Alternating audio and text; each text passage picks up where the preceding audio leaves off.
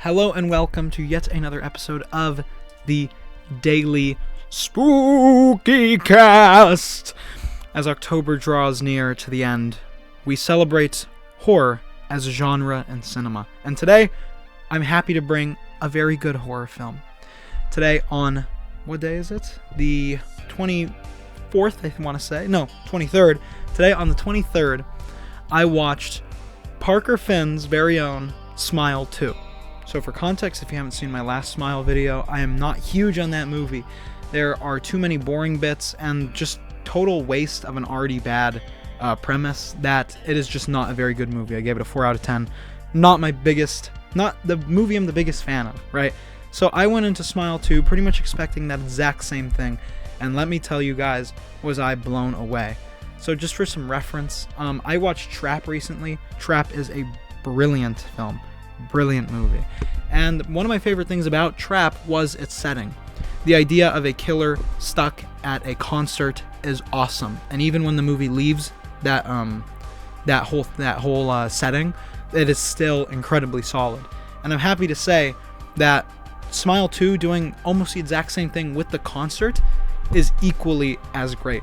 So Smile 2 follows one very famous singer titled Sky Riley, played by Naomi Scott, a real good actress. So I hear. I haven't seen her in any of her movies, The Lemonade, whatever. I haven't seen her there, but I'm sure she's really good. But it follows her and her journey with the smile demon curse thing that was established in the last one, and how it affects her. So automatically, I wasn't thrilled, because I think the whole idea of a curse where you just die because people are smiling is very stupid. But watching it, Parker Finn manages to take every single bad aspect that was in the last one, literally every single one, and pull it out and completely fix it and make it perfect. One of my biggest problems with the last one was that none of the characters were interesting or sympathetic, right? They all felt like weird alien people. No one acts like that in real life. That's just not what happens.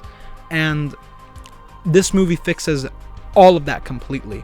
There are a lot of very likable characters, even very minor characters in the story, or at least funny, or have a funny line or two, or an interaction.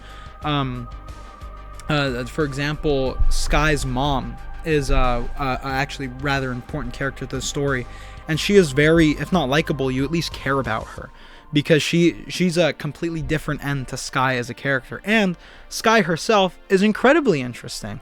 She has a very detailed, tragic backstory, and watching her try and live through this with the curse makes it even more interesting. And visually, too, this movie is unbelievable. Well, that's maybe pushing it a little, but it's definitely a step up from the last one. Granted, the CG blood in the intro is not great. It actually looks pretty horrendous.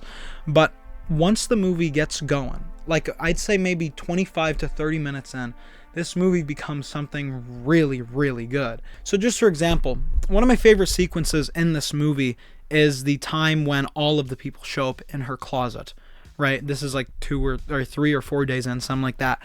And just watching the way it's shot and the way it's edited, the way all these extras move around the room, it all looks so good, and it feels like they really put a lot of effort into making this look as weird and unnerving as possible. Sorry if I'm a little quiet. I just want you guys to see my beautiful face. Yeah, so there are a lot of really great moments in this movie. Not only that, but the score is excellent. The music that was made for this movie, I think, by whatever her name is, and that sounds very dismissive, but it is really good. It fits really well, and even the original soundtrack fits this movie way better than the original did, than the original Smiles soundtrack ever did. Now, in saying all this, there are definitely still some big flaws with this movie. The main one being that the jump scares are still very cheap, and it feels very just annoying to actually get got by them. It doesn't feel like it really has to try too hard. It's just an audio stinger and a quick movement. You know, it doesn't feel very engaging. Not only that, but around the middle part of the movie, it really does start to feel like it's dragging. Nothing feels like it's really happening or going anywhere, but the movie thankfully pulls itself out of that pit. And before I think I might wrap up, I'm not too sure, I have to mention my theater experience because it was hilarious. Couple of four, or family of four, I think, or just a group of four, sitting way at the front. As soon as the movie starts, the second the movie starts, the credits start rolling, intro credits, they leave. Right, they're gone. Then, maybe 10 minutes later, they come back. They have a big plastic bag. I'm like, wonder what's in there. Right? We're maybe 40 minutes into the movie, and I smell chow mein from the same Chinese place that I'm a regular at. Guys, what a time to be alive.